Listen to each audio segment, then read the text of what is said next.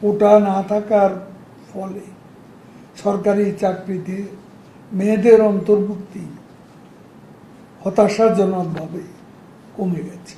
সংবিধানের উল্লেখিত বিধানের উদ্দেশ্য হচ্ছে রাষ্ট্রের সকল জনগোষ্ঠী যাতে সরকারি চাকরি সহ সকল ক্ষেত্রে সমানভাবে সুযোগ পায়, রাষ্ট্র সমাজে যাতে কোনো বৈষম্য না থাকে সেজন্য এই ব্যবস্থা।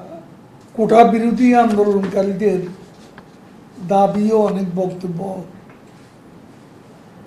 আমাদের সংবিধানে রাষ্ট্র পরিচালনার মূলনীতি বিরোধী। সাংবিধানিক রাষ্ট্র পরিচালনার মূলনীতির আওতায় প্রণীত কোনো সরকারি নীতি কেবল রাজনৈতিকভাবে উদ্দেশ্য প্রণীত শিক্ষার্থীদের একটি অংশের দাবির প্রেক্ষিতে পরিবর্তন হতে পারে না। তা উচ্চ আদালতের নির্দেশ না, পবিত্র সংবিধানের আলোকেই কেবলমাত্র বাস্তবায়িত হতে পারে। রাষ্ট্র পরিচালনার মূলনীতি সম্পর্কিত সংবিধানের 19 অনুচ্ছেদে বলা হয়েছে সকল নাগরিকের জন্য সুযোগের সমতা নিশ্চিত করবে রাষ্ট্র।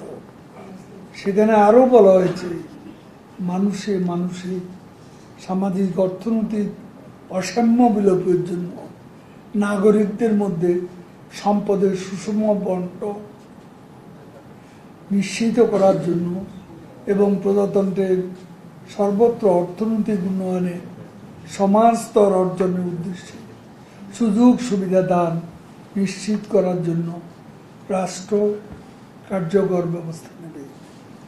জাতীয় জীবনের সর্বস্তরে মহিলাদের অংশগ্রহণ সুযোগের সমতা রাষ্ট্র নিশ্চিত করবে।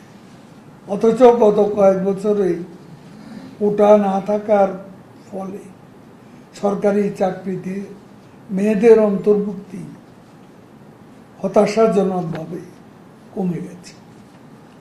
কোটা না থাকা পুলিশের চাকরিতে মাত্র 4 জন নারী অফিসার সুযোগ পেয়েছে।